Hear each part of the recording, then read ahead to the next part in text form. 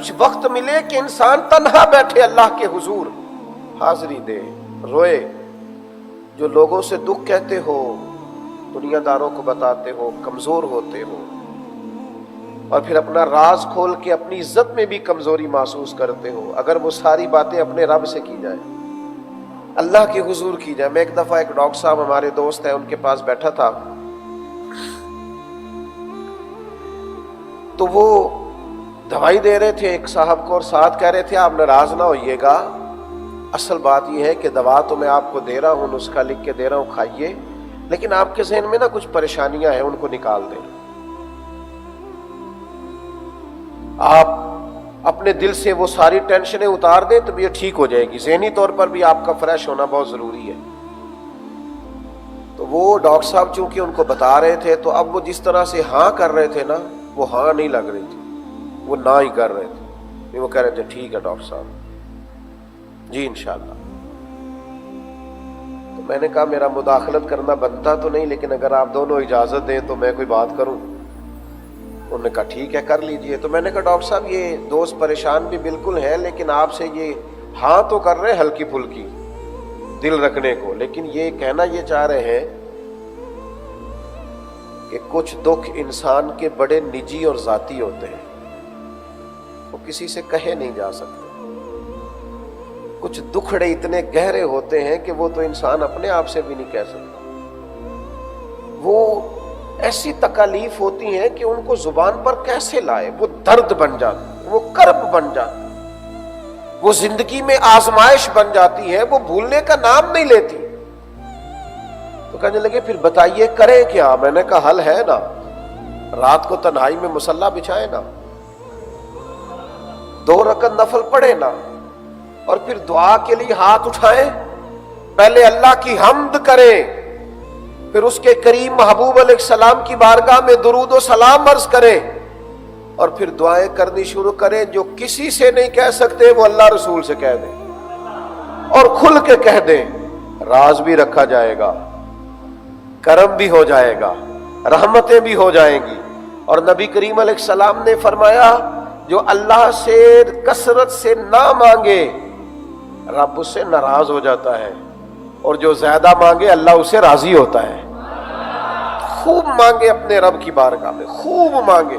میں آپ سے بھی عرض کروں گا جو اپنے دوستوں کو بہترین تحفہ دینا چاہتے ہیں نا، وہ ان کے لیے دعائیں مانگیں۔ نبی کریم علیہ السلام نے فرمایا جو دعا کسی مسلمان کے لیے اس کی غیر موجودگی میں مانگی جاتی ہے وہ کبھی رد نہیں ہوتی۔ اور جب یہ سنیے گا اور یہ یاد رکھیے گا، حضور فرماتے ہیں جب تو اپنے بھائی کے لیے اس کی غیر موجودگی میں دعا کرتا ہے نا، پہلے تو یہ دیکھیے وہ بندہ مخلص کتنا ہوگا جو کسی کے لیے دعا مانگ رہا ہے اور غیر موجودگی میں مانگ رہا ہے اور بن بتائے مانگ رہا ہے۔ کسی کے سامنے آپ کہہ دیں تو ہو سکتا ہے خوشامد ہو جائے معاذ اللہ، کوئی ذاتی مقصد نکالنا ہو۔ فرمایا جب تو اپنے بھائی کی غیر موجودگی میں اس کے لیے دعا مانگتا ہے تو اللہ تبارک و تعالیٰ ایک فرشتے کو مقرر فرماتا ہے جو تیرے سرانے کھڑا ہوتا ہے اور کہتا ہے یا اللہ یہ جو اپنے بھائی کے لیے مانگ رہا ہے وہ اسے بھی عطا فرما، اور اس کی دعا پہ کہتا ہے ہاں ہاں تجھے بھی اس کی مثل ہی ملے۔ یعنی یہ بھائی کے لیے دعا مانگ رہا ہے، فرشتہ اس کے لیے مانگ رہا ہے، تو سعادت دیکھیے کتنی بڑی ہے۔ تو دعاؤں کا تعلق بنایا جائے نا۔ کچھ لوگ آج کہتے ہیں دعا سے کیا ہوتا ہے؟ بھئی یہ بات ٹھیک ہے کہ عملی کام کرنا بڑا ضروری ہے، پر اگر دعا ہو جائے نا دعا، تو دعا مومن کا ہتھیار ہے۔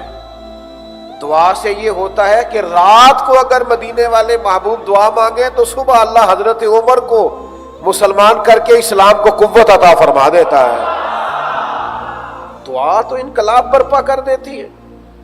دعا اگر آپ کی طبیعت میں لگ جائے اور اگر آپ کو اللہ سے مانگنا آ جائے، آپ بھول جائیں گے لوگوں کو، آپ بھول جائیں گے دنیا داروں، آپ بھول جائیں گے مالداروں، آپ بھول جائیں گے طاقتور لوگوں کو۔ شرط یہ ہے کہ رب سے مانگنا ہے، اللہ کو منانا ہے، اس کے حضور حاضری دینا ہے۔ یہ دعائیں اپنی طبیعت کا حصہ بنائیں یار۔ اللہ کی بارگاہ میں عرض کرنا، آپ مجھے بتائیے کتنی بڑی گارنٹی دی ہے نبی پاک نے۔ حضور نے فرمایا ماں اور باپ اولاد کے لیے جو بھی مانگیں گے خدا اپنے فضل سے عطا فرمائے گا۔ اتنی بڑی گارنٹی، جو مانگو گے تم اولاد کے لیے تمہیں دیا جائے۔ تو میرے عزیز پھر اپنے بچوں کے لیے دعا مانگے نا، اور بچوں سے بھی کہوں گا آپ بزرگوں سے بھی دعائیں کرائیں، ضرور کرائیں، پر اگر ابھی ماں باپ سے کبھی دعا کرائیں نا، آپ کبھی بیٹھے نا چند گھڑیاں ابا کے پاس اور کہیں میں مشکل میں ہوں دعا کر دیں، ہلکا سے ابھی آپ کہہ کے جائیں گے تو وہ تو حد کر دیں گے تیرے لیے دعائیں مانگنے والے۔ آپ کہیں نا، وہ بابا بلے شاہ صاحب نے کہا تھا، پنجابی میں کہا تھا، چلو جن دوستوں کو سمجھ آ گئی ٹھیک ہے، جن کو نہ بھی آئی لطف ان کو بھی آئے گا۔ بابا صاحب نے کہا تھا تم ادھر ادھر بھاگتے ہو، تمہارے گھر میں بھی تو کوئی بیٹھا ہے نا، اس سے بھی تو دعا کراؤ نا۔ فرمانے لگے بلے شاہ آسمانی اڈدیاں پھڑدا ہے، جیڑا گھر بیٹھا انہوں پھڑیا ہی نہیں، جو تیرے گھر میں موجود ہے اس پر بھی تو توجہ کرنا یار، اس سے بھی تو دعا کرانا۔ میرے عزیز دعائیں اور دعاؤں کا رشتہ، آپ کے سجدے میں لذت ہو، آپ کے قیام میں ذائقہ ہو، آپ اتحیات میں بیٹھے تو امام غزالی فرماتے ہیں میں تو جب کہتا ہوں نا السلام علیکہ ایھا النبی، تو میں تو یوں سمجھتا ہوں میرے رسول میرے سامنے موجود ہے۔ نبی کریم علیہ السلام کی بارگاہ میں سلام کریں، اور پھر جب آپ تکمیل نماز کریں، پھر جب آپ دعا کے لیے ہاتھ اٹھائیں، تو میرے بھائی جو اللہ نے ہمیں نصیب دیا ہے اپنے فضل سے کہ رات بھی رمضان کی ملے اور آخری عشرے کی ملے اور طاق ملے، اور پھر اللہ ہمت دے، صحت دے اور مسجد آنے کا موقع عطا کرے، تو پھر ای سعادت بزور بازو نیر ستانہ بخشندہ خدائے بخشند، تو یہ تو بہت بڑی سعادت ہے، یہ تو بہت بڑی نعمت ہے۔ اگر اللہ کسی کو عطا کرے تو عبادت کا ذوق بنائے، دعا کا، اور اپنی اولاد کو بھی، اپنے بچوں کو بھی، آنے والی نسل کو بھی، ان کو بھی تھوڑا سا پابند کریں۔ آپ دیکھیے سیدہ طیبہ طاہرہ حضرت فاطمہ الزہرا رضی اللہ تعالی عنہا، وہ تو بڑی عبادت گزار تھیں، بچپن سے ہی اللہ تعالیٰ نے انہیں بڑا نوازا ہے، لیکن آپ فرماتی سحری کا وقت تھا، اللہ کے محبوب علیہ السلام گزرے، اور پھر حضور نے، میں سو رہی تھی، سلام فرمایا اور مجھے پیر سے پکڑ کے محبوب نے ہلایا، سحری کا وقت تھا، فرمایا فاطمہ اٹھو، یہ اللہ کی بارگاہ سے رزق مانگنے کا وقت ہے۔ یہ ہماری تعلیم کے لیے محبوب نے فرمایا کہ اپنی اولادوں کو کیسے تربیت کرنا، فرمایا یہ وقت ہے اللہ سے رزق مانگنے کا، اللہ اس وقت اپنے بندوں کو رزق دیتا ہے، اٹھو اور اللہ سے رزق مانگو۔ سحری کے وقت، سحری کے وقت ہمارے ہاں بہت سارے لوگ اس وقت سوتے ہیں جو اٹھنے کا ٹائم ہوتا ہے، اس وقت نیند کی آغوش میں جاتے ہیں جب اللہ سے خیر مانگنے کے اوقات آئے۔ سحری کا وقت ہو، انسان بیدار ہو، اپنے رب سے مانگے اور خوب مانگے، اور اس کی بارگاہ کے اندر حاضری پیش کرے اور اللہ کی بارگاہ سے دعا مانگے۔ یہ مزاج ہمارا ہونا چاہیے، اپنی طبیعت کو اس طرف لانا چاہیے۔ آپ بہت زیادہ ڈپریشن سے، انزائٹی سے بچیں گے اگر دعاؤں کا تعلق قائم ہو جائے، اللہ کے حضور حاضری کا یہ لطف اگر نصیب ہونے لگے، تو بہت ساری چیزوں سے انسان ویسے بچتا ہے۔ میں دیکھتا ہوں کہ ہمارے زمانے کے اندر ایک بہت بڑا طبقہ ہے جو بلا وجہ کی پریشانی کا شکار ہے، کوئی خاص ایسا مسئلہ نہیں ہے، لیکن ذہنی دباؤ اور الجھاؤ نہیں جاتا، طبیعت سے فکری انتشار دور نہیں ہوتا۔ اللہ سے مدد لینے کی ضرورت ہے، دروازہ رسول رحمت پر حاضری کی ضرورت ہے۔ اپنی طبیعت کو تھوڑا مائل کریں، تھوڑا عبادت کا ذوق بنائیں، کچھ درود و سلام کا ذائقہ بنائیں، تھوڑا سا کٹیں، تھوڑی تنہائی ہو، انسان اس کا مصلی تھوڑا آباد ہو، وہ اللہ کے حضور حاضر ہو۔ حضرت عبداللہ ابن عمر رضی اللہ تعالیٰ عنہ فرماتے ہیں مغرب کی نماز ہم نے پڑھی اور کچھ لوگ چلے گئے اور ہم لوگ بیٹھے رہے کہ چلو عشاء کی نماز پڑھ کے ہی جائیں گے۔ فرماتے ہیں تھوڑی دیر گزری تو اللہ کے حبیب تشریف لے آئے، حضور فرمانے لگے یہاں بیٹھے ہو؟ عرض کی حضور سوچا عشاء پڑھ کے جائیں گے۔ فرمایا تم یہاں بیٹھے ہو، رب فرشتوں کے سامنے تم پر فخر فرما رہا جو اس کی شان کے لائق ہے، یعنی عبادت کے لیے بیٹھنا، مسجد میں بیٹھ جانا، حاضری دینا اللہ کے گھر کی اتنا بڑا کام ہے کہ اللہ تبارک و تعالیٰ فرشتوں کے سامنے اس شخص کا ذکر فرماتا۔ اپنے दिल को थोड़ा सा लगाया जाए, दुआ का ज़ौक बनाया जाए, अपने बच्चों की तबीयत इस तरफ माइल की जाए, अपने दोस्तों को शौक दिलाया जाए। इकट्ठा खाने की भी तो भाई हम दावत दे ही लेते हैं ना। अगर कहा जाए आओ ना इकट्ठे बैठे, चलो आज इकट्ठे मस्जिद में चलें, अल्लाह की बारगाह में हाजिरी दें। ये 3 चीज़ें जो आपकी खिदमत में अर्ज़ की है, बात ख़त्म करने से पहले दोहराता हूँ। एक तो तबीयत में ठहराव लाओ यार, थोड़ा हौसला लाएं। कभी आपको डॉक्टर ये नहीं बताएगा कि ये गोलियां ले जाओ, सारा पत्ता आज ही खा लेना ठीक हो जाओगे। कभी नहीं कहेगा कि ये सिरप दिया है एक ही दम पीना ठीक, वो कहेगा एक गोली सुबह लेना और एक शाम लेना। 1 चम्मच सिरप का पीना, फाका ना हुआ तो हफ्ते के बाद दोबारा आना। थोड़ा ठहराव पैदा करना, रुकना, आहिस्ता आहिस्ता चीज़ें बेहतर होती हैं। तो अपनी ज़िंदगी में हिल्म लाएं, आहिस्तगी पैदा करें। और दूसरा, बहुत सारे लोग ये समझते हैं ना कि घर में जो खातून खाना है वो बेचारी मर्द के बराबर शऊर नहीं रखती, नरम है, कम हौसला है, उसकी तबीयत में जल्दबाजी है। ये सारे समझते हैं ना कि ख़वातीन में उतना हौसला अल्लाह की तकसीम है, मर्द को ज़्यादा दिया है, शऊर ज़्यादा दिया है। तो फिर मैं एक फतवा दे दूं आप लोगों को कि मियाँ बीवी के झगड़े में ज़्यादा गलती मियाँ साहब की होती है। वो इसलिए कह रहा हूं कि भाई अगर उस बेचारी की अकल कमज़ोर है तो तेरी तो पूरी है ना, और तू बराबर की सतह पर उतर के झगड़ा कर रहा है और अपने घर को तबाह कर रहा है और अपने बच्चों पर बुरा असर डाल रहा है और अपने घर के माहौल में तलखी ला रहा है, हालांकि तू समझ रहा है कि उसका शऊर कम है। फिर तू कैसे उसकी सतह पे उतर आया? तुझे दरगुजर करना चाहिए था, मोहब्बत करनी चाहिए थी, तेरी जिम्मेदारी ज्यादा थी। अपनी जिंदगी हमने इतना उलझाव पैदा कर लिया है, हर बात पे झगड़ा है, हर बात पे आजमाइश। और मैं ढेर सारे ऐसे दोस्तों को जानता हूं जो बेचारे पहले झगड़ा कर लेते हैं, फिर खुद परेशान होते हैं, बाद में उनको ख्याल होता है यार मैंने फलां आदमी से सख्त बात कर दी है, मुझे करनी नहीं चाहिए थी। अच्छे दिल के लोग हैं, लेकिन अगर वो कबल अज़ वक़्त ही समझ ले कि हमने झगड़े नहीं करने। और फिर एक और बात भी आपसे अर्ज करूं, जब इंसान समझता है ना मुझे झगड़े नहीं करने, फिर उसमें आजिज़ी भी आती है। ज्यादा लड़ाइयां वो लोग करते हैं जो अपने आप को हरफे आखिर जानते हैं। हम इस कदर ज्यादा अना का शिकार हो जाते हैं, बाज़-औक़ात के बाप के सामने भी बहस कर रहे होते हैं, अपने उस्ताद के सामने भी बहस कर रहे हो, अपने बुजुर्गों के सामने भी हम माज़अल्लाह ऊंची आवाज में बात कर रहे हो। खुदा के बंदो, बहस नहीं, उलझाओ नहीं, झगड़ा नहीं। और यार फिर ये कि अगर कोई मुझे बात कर भी देगा तो मैं क्या हूं? अगर मुझ पर कोई तनकीद कर भी देगा तो मेरी क्या हैसियत है? अगर किसी ने कोई बात कर भी ली तो फिर क्या हुआ? क्या है भला? हम क्या अपने आप को समझ लिया है? हम इंसान हैं, अल्लाह के बंदे हैं, कमजोरियां रखते हैं और हमें पता है कि हमारे अंदर कमजोरियां हैं। फिर ये कि कोई शख्स बात करता है तो उस पर इस कदर ज्यादा झगड़ा, इस कदर ज्यादा उलझाओ। अगर कोई जात पर बात करे, जाती बात करे, तो मेरे अजीज मिजाज में दरगुजर पैदा करे। क्या खूबसूरत फरमान है सैयदा तैयबा ताहिरा हजरत आयशा सिद्दीका का। फरमाती है, कुर्बान जाऊं मेरे करीम नबी सल्लल्लाहु ताला अलैहि वसल्लम ने अपनी जात के लिए कभी किसी से बदला लिया ही नहीं।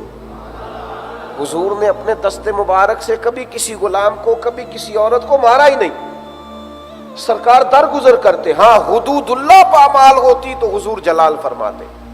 मेरे अजीजों, इतना उलझाओ जिंदगी में पैदा, मुझे फलां ने बात कर दी, अच्छा फिर बात की हकीकत का भी नहीं पता उसने किया कि नहीं। वो 2 आदमी जो कोने में खड़े हैं मेरे खिलाफ बात कर रहे हैं, ओ खुदा के बंदे तो इतना अहम आदमी नहीं है, वो बेचारे कोई और बात कर रहे हैं। लोगों को तेरे अलावा भी काफी मसरूफियत है, ये तुझे गलत फहमी हो गई है कि सब तुझे डिस्कस करते हैं। तो घर में कोने में दो लोग बैठ के बात कर रहे हैं, वो तेरी नहीं कर रहे, कोई अपनी बात कर रहे हैं। इस कदर ज्यादा उलझाव पैदा कर लेना जिंदगी में।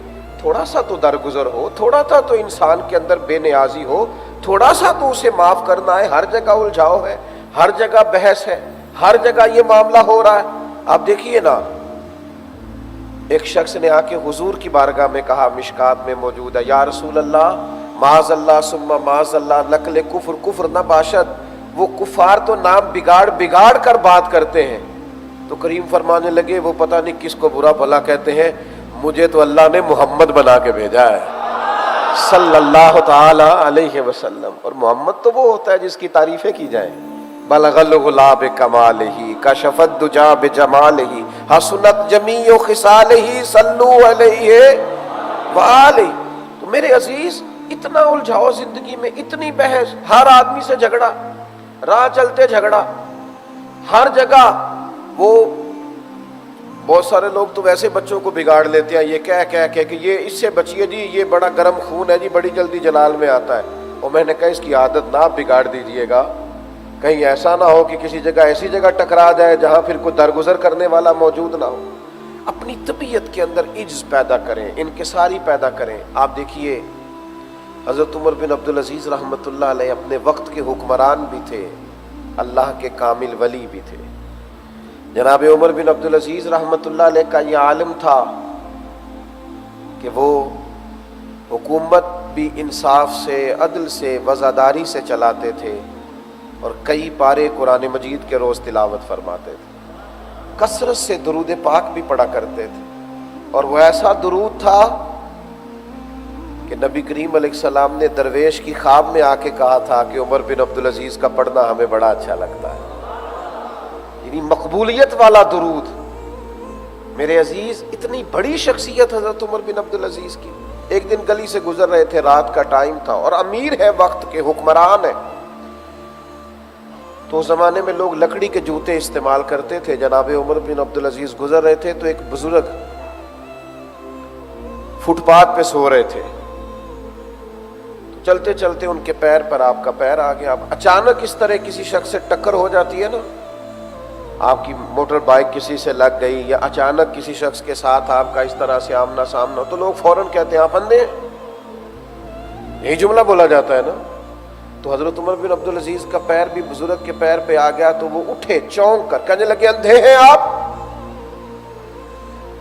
تو وہ جو سپاہی ساتھ تھے نا، دو چار، انہوں نے تلواریں میان سے باہر نکال لی. یہ جو کھیتلی ہوتی ہے یہ چائے سے ہمیشہ زیادہ گرم ہوتی ہے. انہوں نے تلواریں فٹافٹ نیام سے باہر نکالی. تو وہ شخص کہتا ہے آپ اندھے ہیں؟ تو حضرت عمر بن عبدالعزیز بڑے بردباری سے، یہ انداز دیکھیے، بڑے تحمل سے اور تھوڑا سا مسکرا کے فرمانے لگے نہیں بزرگوں، میں اندھر نہیں ہوں، اللہ کے فضل سے مجھے نظر آتا ہے. اب وہ جو ساتھ تھے لوگ، انہوں نے تو تلواریں نکالی ہوئی ہیں، وہ تو گردن اڑانا چاہتے ہیں. تو حضرت فرمانے لگے تمہیں کیا ہوا بھائی؟ کہا جناب یہ گستاخ ہے. فرمایا کیوں، کیا ہوا؟ کہا اس نے آپ کو اندھا کہا ہے. آپ فرمانے لگے نہیں، انہوں نے تو نہیں کہا. کہا جناب کہا ہے. فرمانے لگے نہیں کہا، حضور کہا ہے. فرمایا بابا جی تم سے بات کر رہے تھے، مجھ سے کر رہے تھے؟ کہا بات تو آپ سے کر رہے تھے. تو فرمانے لگے انہوں نے تو ایک سوال پوچھا ہے. انہوں نے پوچھا ہے آپ اندھے تو نہیں؟ تو میں نے کہہ دیا مجھے نظر آتا ہے، اس میں جھگڑے والی کون سی بات ہے؟ تو ایک سادی سی بات ہے نا بھائی. انہوں نے پوچھا ہے آپ اندھے تو نہیں؟ تو میں نے کہا نہیں مجھے. تو اس میں جھگڑے والی کون سی بات؟ ہم نے تو ہر بات کو جھگڑا بنا لیا ہے، ہم نے تو ہر بات کو الجھاؤ بنا لیا، ہم نے تو ہر چیز میں اس طرح کی طبیعت بنا لی ہے. آپ یقین کریں کوئی لمبی بات نہیں ہوتی جب لوگ طلاق کا مسئلہ پوچھنے آتے ہیں اور وجہ نزاع پوچھی جائے کہ میاں بیوی کے درمیان کون سا ایسا جھگڑا ہوا کہ بات طلاق تک پہنچی، تو کچھ بھی نہیں بتا پاتے، کوئی خاص بات نہیں ہوتی. بس دو لوگ جھگڑے، انا جیت گئی، رشتہ ہار گیا. چھوٹے چھوٹے بچے ہیں، ان کو جب پتہ چلتا ہے کہ اب باپ کہیں رہے گا، ماں کہیں رہے گی، ان کے آنسو ہے کہ دیکھے نہیں جاتے. اب یہ ماں باپ کے ہوتے ہوئے یتیموں جیسی زندگی گزاریں گے؟ اب یہ ماں باپ کے ہوتے ہوئے کسی سے کہیں گے کہ ہمیں کھانا پکا دیں؟ لیکن اس طلاق کے بیچ کبھی ڈھونڈ کے دیکھ لو نکلے گا کیا؟ جھگڑا، انا، بحث، بلا وجہ کی تکرار. نہ وہ بیٹی یہ بات سمجھنے کو تیار ہے کہ میرا گھر ٹوٹ رہا ہے، میں اپنے اندر حوصلہ پیدا کروں، نہ وہ بیٹا یہ بات سمجھنے کو تیار ہے کہ میرے بچے کہاں جائیں گے. لیکن ہم نے توڑ دیا سارا کچھ، الجھ گئے ہم. ایک بات ہی تو کی تھی بحث میں ابا جی سے ایک بات ہی، ایک جملہ ہی تو کہا تھا کہ ابا جی اب آپ بھی تو کچھ خیال کیا کریں نا، آپ کی بھی تو توجہ دوسری جانب زیادہ رہتی۔ سو نہیں پایا بیچارہ باپ، کئی راتیں روتا رہا، یار میں نے تو تیرے نام زندگی لگا دی ساری، پردیس کی خاک چھانی، جگہ جگہ گیا کہ میرے بچوں، اور تو نے بحث میں یہ بھی نہیں دیکھا کہ سامنے کون ہے۔ ایک لفظ ہی کہا تھا اماں کو کہ اماں بس دوسروں کو بھی کام بتا لیا کریں، اب ساری ذمہ داریاں میری ہیں، میں ایک جملہ ہی تو کہا تھا۔ ٹوٹ گئی ماں بیچاری، تکیہ بھر گیا آنسوؤں سے، تکلیف میں وقت گزارا۔ وہ کہتی ہے میں نے تو بڑے اپنوں کی شادیاں بھی چھوڑ دی تھی کہ میرے چھوٹے والے بچے کے پیپر آ گئے، میں نے تو بڑی زندگی تیرے نام کر دی، سارے دکھ دیکھے، اور آج تو مجھے کہتا ہے کہ وہ میرے بھائی کہیں تو حوصلہ پیدا کر لو زندگی میں، کسی جگہ تو ٹھہراؤ لے آؤ، کہیں تو درگزر کرنا سیکھو، کہیں تو اپنے سینے کو کشادہ کرو، کہیں تو کوئی بات ایسی ہو جو ہم برداشت کر سکیں، کچھ مقامات تو ایسے ہوں جہاں ہم نظریں جھکا کے بات مانیں۔ یاد رکھنا دنیا میں بڑا وہ ہوتا ہے جس کا کوئی بڑا ہوتا ہے، دنیا میں تربیت اس کی ہو رہی ہوتی ہے جسے کوئی تربیت دینے والا ہوتا ہے۔ وہ لوگ بڑے پروقار ہوتے ہیں جن کے لیے کوئی اچھے مشورے دیتا ہے، جن کو کوئی دعا دیتا ہے۔ میرے عزیز الجھاؤ نہیں، ہر جگہ نہیں، کہیں تو جھگڑے سے بچیں، کہیں تو اپنی طبیعت کے اندر درگزر پیدا کریں۔ دیکھیں مال غنیمت کا ایک اونٹ گم ہو گیا تھا، حضرت فاروق اعظم رضی اللہ تعالیٰ عنہ اس کی تلاش میں نکلے ہوئے ہیں، ادھر ادھر گھوم رہے ہیں۔ ایک شخص نے کہہ دیا اب کون عمر، 24 لاکھ مربع میل پہ جو حکومت ہے وہ تو اپنی جگہ، لیکن عمر وہ ہے کہ محبوب کریم فرماتے ہیں عمر کی زبان پر اللہ نے حق جاری فرما دیا ہے۔ حضور علیہ الصلوۃ والسلام فرماتے ہیں اسے گویا عمر نے گمراہ کیا ہونا ہے، سرکار فرماتے ہیں جدھر سے عمر گزرے شیطان رستہ ہی بدل جاتا ہے، ان کے پاس تو خیر ہی آتی ہے، خیر، یہ معاذ اللہ کیسے کسی اور راستے جائیں گے، شیطان تو وہ راہ چھوڑ جاتا ہے جہاں سے جناب عمر گزرے۔ اتنا بڑا آدمی، لیکن کسی جگہ بھی انہوں نے کبھی خود سے گمان نہیں کیا کہ میں بہت بڑا ہوں۔ ہم تو خود بخود اپنی شان بنا لیتے ہیں نا، میں بھی کچھ ہوتا ہوں، میری بھی کوئی عظمت ہے، ماں جناب کی بھی بڑی شان ہے، خود بخود ہی کسی نے کسی زاویے سے ہم نے کہیں نہ کہیں اپنے آپ کو کچھ نہ کچھ بنا کے پیش کر دیا۔ حضرت عمر مال غنیمت کا اونٹ تلاش کر رہے ہیں، تو کیا انداز زندگی ہے۔ کسی نے کہا جناب کسی خادم سے کہہ دیتے، کسی غلام سے فرما دیتے، تو بات سن کے جناب عمر رک گئے، 2-3 ٹھنڈی آہیں بھری اور فرمانے لگے مجھ سے بڑھ کر غلام کون ہے، میں بھی تو غلام ہی ہوں، میں بھی تو اللہ کا عاجز بندہ ہوں، رسول رحمت علیہ السلام کا غلام ہوں۔ تو وَإِذَا خَاطَبَهُمُ الْجَاهِلُونَ قَالُوا سَلَامًا، جب کوئی ایسا شخص مخاطب ہوتا ہے تو یہ سلام کر کے گزر جاتے ہیں۔ ایک تو عاجزی سے چلتے ہیں، انکساری سے چلتے ہیں، آہستگی سے چلتے ہیں، وزاداری سے چلتے ہیں، اور دوسرا الجھاؤ نہیں، جھگڑا نہیں۔ نبی پاک علیہ الصلوۃ والسلام نے فرمایا جو حق پر ہونے کے باوجود جھگڑا چھوڑ دے، جھگڑا، میں اسے جنت کے کناروں کی ضمانت دیتا ہوں، ضمانت دیتا ہوں اسے جنت کے کناروں۔ کہیں تو میرے عزیز جھگڑا چھوڑیں۔ اور پھر تیسری بات، یہ تو ان کا دن ہے، اپنے دن کو اس طرح مرتب کرنا ہے، کم از کم یہ 10 دن تو پریکٹس کریں، یہ تو خیال کریں کہ ہم روزے سے ہیں اور طاق راتیں ہیں، اور پھر رات کیسی ہو، والذین یبیتون لربہم سجدا وقیاما، فرمایا وہ راتیں گزار دیتے ہیں اپنے رب کی بارگاہ میں سجدہ کرتے ہوئے اور قیام کرتے ہوئے۔ ویسے اسلام رہبانیت کی بات نہیں کرتا، منع کرتا ہے۔ نبی پاک علیہ السلام نے بھی یہی درس دیا کہ تمہاری آنکھ کا بھی تم پر حق ہے، تمہارے جسم کا بھی تم پر حق ہے، تمہارے گھر والوں کا بھی تم پر حق ہے۔ لیکن میرے عزیز چلے کبھی تو کوئی رات ایسی آئے کہ جب انسان کہے کہ بڑی راتیں تھیں جو دوستوں کے ساتھ گزار لی، سیر میں گزار لی، فلاں جگہ گزار لی، فلاں جگہ آتے جاتے گزر گئی، کوئی رات تو ہو جو خالص اللہ رسول کی بارگاہ میں گزر جائے۔ اور اگر اللہ تعالی مہربانی فرمائے تو انسان تنہا ہو، اس کے پاس اس کا مصلی ہو، سجدوں کا ذوق ہو، مجھے سوز دے، مجھے ساز دے، مجھے نیم شب کا نیاز دے، اور دم سجدہ میں خود کو ہی توڑ دوں، مجھے ایسا ذوق نماز دے۔ انسان کی پوری طبیعت لگ جائے، یہ جو سجدہ ہوتا ہے نا، عبادت ہوتی ہے، یہ بندے کو طاقتور کرتی ہے۔ آپ جیسے ہی اللہ اکبر کہہ کے رب کی بارگاہ میں کھڑے ہو جاتے ہیں، آپ کو کچھ ایسی روحانیت نصیب ہوتی ہے کہ ذہن، طبیعت، روح، آنکھیں، دل مضبوط ہونا شروع ہو جاتا ہے۔ اور جب آپ سجدے کی کیفیت میں جاتے ہیں، پھر تو گویا پوری عاجزی کرتے ہیں رب کی بارگاہ میں کہ مالک میں نے پیشانی بھی رکھ دی تیرے حضور، جھکا دیا میں نے اپنے آپ کو، تو عظمتوں والا ہے، میں تیرا عاجز بندہ ہوں۔ میرے بھائی، یہ جو عبادات ہوتی ہیں، یہ جو انسان اللہ کی بارگاہ میں جاتا ہے، لیکن شرط یہ ہے کہ وہ جائے ذرا توجہ کے ساتھ۔ میں دوستوں سے کہا کرتا ہوں کہ نماز میں موبائل سائلنٹ نہیں کریں، بند کریں، کیونکہ یہ جو سائلنٹ ہوتا ہے یہ بھی توجہ تقسیم کرتا ہے۔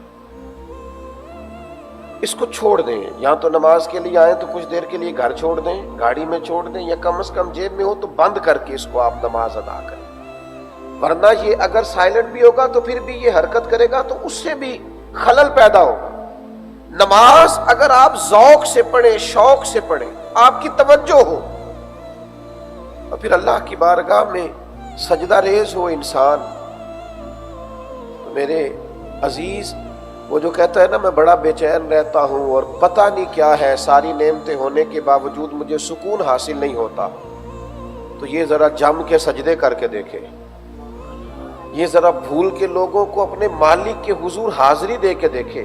آپ دیکھیے نا، نبی کریم صلی اللہ تعالی علیہ وسلم پانچوں نمازوں کی امامت فرماتے ہیں، اور مصروف ترین اوقات نبی کریم کے، یعنی اللہ کے محبوب علیہ السلام نے 23 سالوں کے اندر انقلاب برپا کر دیا پوری دنیا میں، مصروف ترین اوقات، اور پھر حضور جتنا بھی کام کر رہے ہوتے تھے نا، وہ سارا دین کا ہی تو کام تھا۔ ایک ایک لمحہ رسول پاک کا اللہ کی رضا کے لیے گزرتا، لیکن اس کے باوجود جب ساری دنیا سو جاتی تو سیدہ عائشہ صدیقہ فرماتی ہیں میں نے دیکھا کہ اللہ کے رسول مصلی بچھا لیتے، اور پھر ایک آیت حضور پڑھ رہے ہیں اور ساری رات ہی گزر گئی ہے، ساری رات۔ یہ صحیح مسلم میں آپ کو حدیث ملے گی، فرماتی ہیں صبح میں عرض کرتی یا رسول اللہ صلی اللہ تعالی علیہ وسلم، آپ کے صدقے اللہ اگلوں پچھلوں کو معاف فرمائے گا، آپ اللہ کے محبوب ہیں، اتنی مشقت 2 رکعتوں میں ساری رات گزار دی۔ تو حبیب فرمانے لگے عائشہ، آپ نے کہا ہے نا اللہ کے مجھ پر بڑے انعامات ہیں، تو پھر بتائیے میں اپنے رب کا شکر گزار بندہ نہ بنوں؟ یہ میرے سجدے، یہ میری عبادتیں، یہ میرا قیام تو سجدہ شکر کے لیے ہے، اس کی بارگاہ کی طرف رجوع کرتا ہوں شکر کے لیے۔ میرے عزیزو، دنیا میں سب سے طاقتور وہ شخص ہوتا ہے جس کا مصلی آباد ہوتا ہے، اسے اللہ سے خیر مانگنی آتی، اللہ سے مدد مانگنی آتی۔ آپ دیکھیے، سورج چاند کو گرہن ہوتا تھا تو حضور نماز پڑھتے تھے، بارشیں نہیں ہوتی تھی تو نماز پڑھتے تھے، کہیں کو مشکل آ جاتی تو حضور نماز پڑھتے، حتیٰ کہ جنگوں میں حضرت سیدنا صدیق اکبر رضی اللہ تعالیٰ عنہ ارشاد فرماتے ہیں کہ حضور نے بدر کے دن صفیں سیدھی کرائیں، اپنی اپنی جگہ پہ لوگوں کو تعینات فرمایا، اور کفر کا حال یہ تھا کہ وہ اونٹ ذبح کرتے رہے، گوشت بھون بھون کے کھاتے رہے، اور اللہ کے پیارے حبیب نے ساری رات مصلی پہ گزاری، حضور سجدے کرتے رہے، اللہ کی مدد کو پکارتے رہے۔ میرے عزیز، جس شخص کو چند گھڑیاں مصلی پہ بیٹھنا آتا ہے، وہ اپنے مالک کے حضور اپنے حصے کی رحمت مانگنے کا سلیقہ رکھتا ہے۔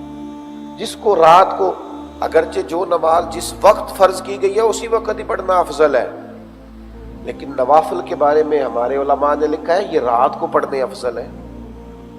آپ دیکھیے، بالکل ساتھ گھر تھا نبی کریم علیہ السلام، لیکن سیدہ عائشہ صدیقہ فرماتی ہے حضور گھر میں نماز پڑھتے ہیں، دروازہ مسجد شریف میں کھلتا ہے۔ کچھ تنہائی کی عبادت، یہ اجتماعات کی عبادت بہت اعلیٰ ہے۔ اللہ تعالیٰ کی بارگاہ میں دعا کرتا ہوں اللہ تبارک و تعالیٰ جو میں کہہ سکا ہوں اسے اپنی بارگاہ میں قبول فرما لے۔